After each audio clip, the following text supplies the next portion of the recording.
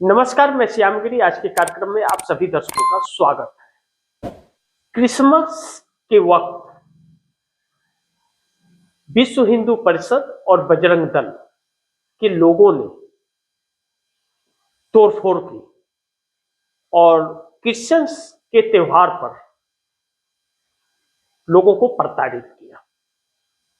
सवाल यह है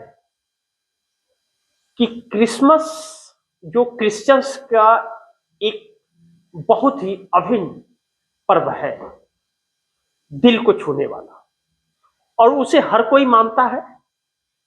हिंदू भी उसमें कभी शामिल हुआ करते थे और होते हैं, बाकी के लोग भी शामिल होते हैं। खुशी का पर्व और त्योहार मनाया जाता है। तो विश्व हिंदू परिषद और बजरंग दल, जो भाजपा का ही संगठन है, आरएसएस का ही संगठन है, इन लोगों ने आतंक क्यों मचाया?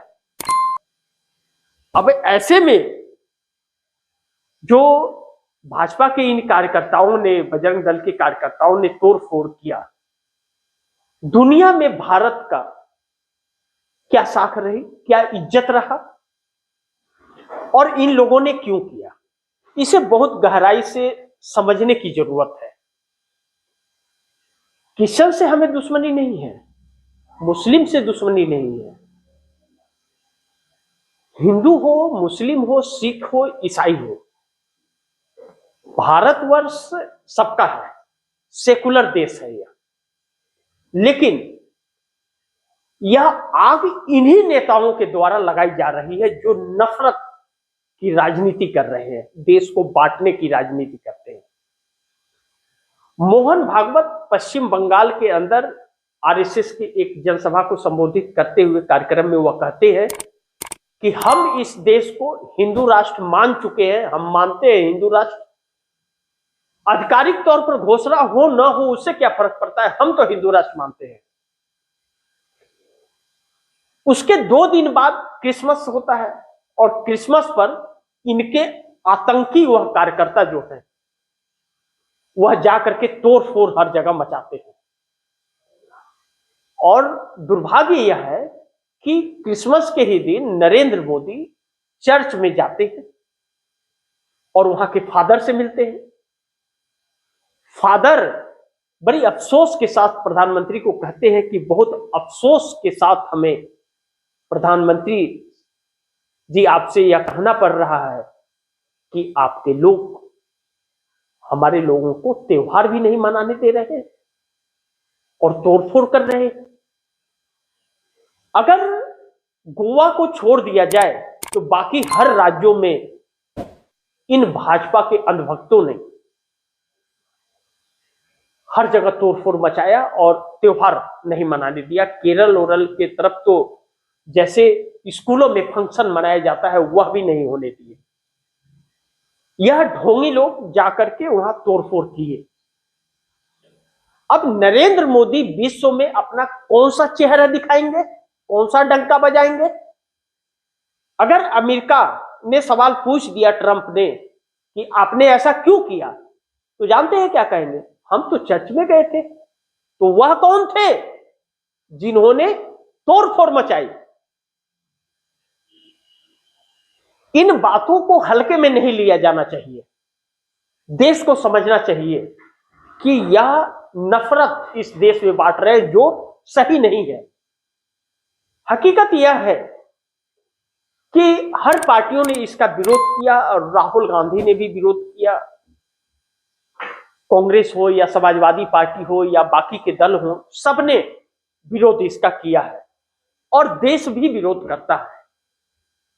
यह नफरत दिखा करके जो हिंदू राष्ट्र साबित करना चाहते हैं, इनका सपना पूरा तो नहीं हो सकता कभी भी, क्योंकि यह त्योहार हर कोई खुशी और सम्मान के साथ मनाता है, एक दूसरे को बधाई भी देता है।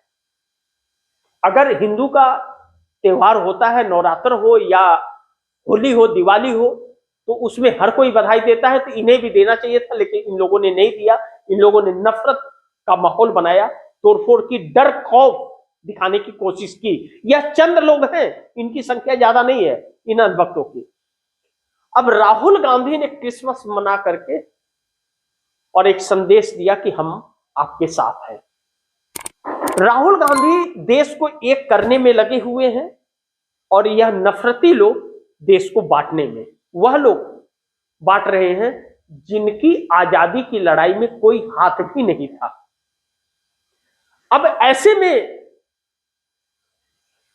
ब्रिटिश गवर्नमेंट ने भी आजादी के बाद जब देश सौंपा तो उसने कहा कि आरएसएस का एंटी ब्रिटिश मूवमेंट में आरएसएस शामिल नहीं था, यानी कि आरएसएस ब्रिटिश गवर्नमेंट के साथ था और आजादी के खिलाफ था। वह आज आजादी की बात कर रहे हैं जिनका इस देश को गुलाम बनाने में हाथ था और आज यह गुलाम ही बना रहे। ऐसे में देश के सामने एक चुनौती है और लगता है कि इनकी बुद्धि भ्रष्ट हो गई है या जो भी वह वक्त बताएगा, लेकिन आरएसएस की यह गंदी चाल, यह रंजिश आरएसएस की और मोदी का लग रहा है अब उल्टी गिनती शुरू हो गई है, क्योंकि क्रिसमस के त्योहार पर इन लोगों ने उपद्रव मचाकर इस बात का संकेत दिया है कि देश में सब कुछ ठीक ठाक नहीं है और यह नफरत इसी देश के लोगों से कर रहे हैं जिन्होंने इन्हें सत्ता में बिठाया है। बाकी आप दर्शकों की क्या राय है, क्या सुझाव है, कमेंट बॉक्स में जरूर दीजिएगा। इस खबर को ज्यादा से ज्यादा शेयर कीजिएगा, अपने दोस्तों को भी कहिएगा आगे शेयर करें। आपने अगर चैनल को सब्सक्राइब नहीं किया सब्सक्राइब कर लीजिए, अपने दोस्तों को भी कहिएगा चैनल को सब्सक्राइब करें। मिलते हैं अगली खबर के साथ, तब तक के लिए नमस्कार।